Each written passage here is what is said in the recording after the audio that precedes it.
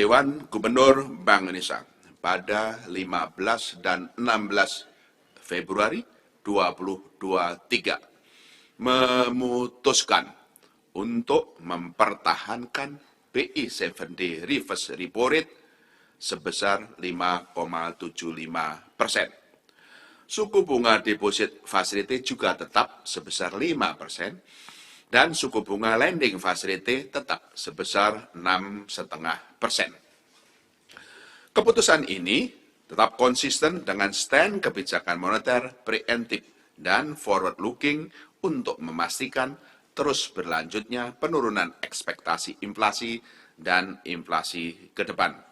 Bank Indonesia meyakini bahwa BI 7-day reverse repo rate sebesar 5,75% memadai untuk memastikan inflasi inti tetap berada dalam kisaran 3 plus minus 1% pada semester 1 2023 dan inflasi indeks harga konsumen IHK kembali ke dalam sasaran 3 plus minus 1% pada semester 2 2023. Kebijakan stabilisasi nilai tukar rupiah untuk mengendalikan inflasi barang import (imported inflation) terus diperkuat dengan pengelolaan devisa hasil ekspor melalui implementasi operasi moneter falas devisa hasil ekspor sesuai dengan mekanisme pasar.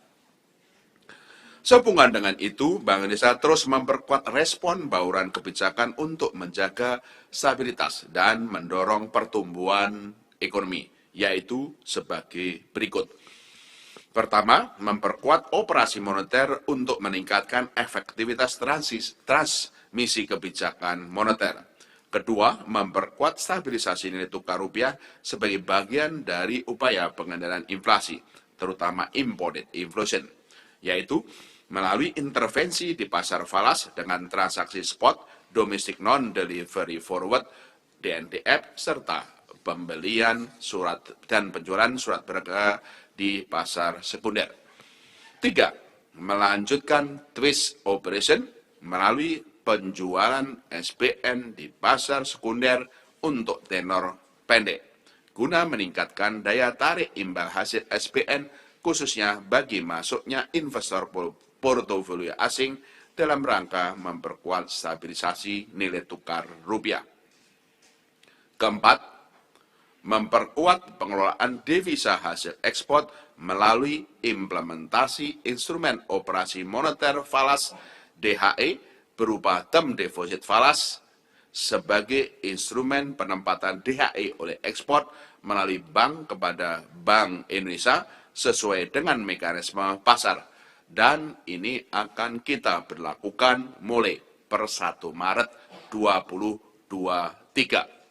Dalam pelaksanaannya, agent fee bagi perbankan maupun suku bunga bagi eksportir akan semakin menarik dengan semakin panjangnya tenor 1, 3, atau 6 bulan dan juga semakin besarnya nominal term deposit.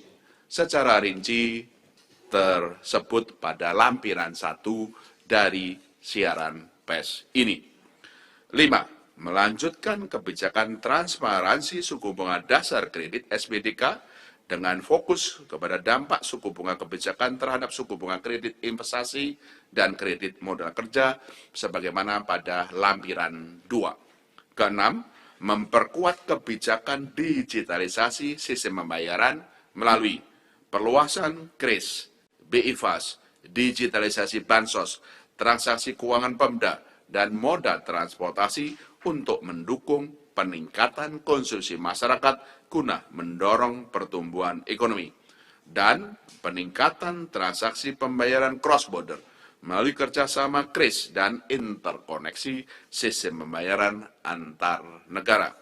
Ketujuh, memperkuat kerjasama internasional dengan memperluas kerjasama dengan Bank Sentral dan otoritas negara mitra lainnya, serta memfasilitasi penyelenggaraan promosi investasi dan perdagangan di sektor prioritas bekerjasama dengan instansi terkait.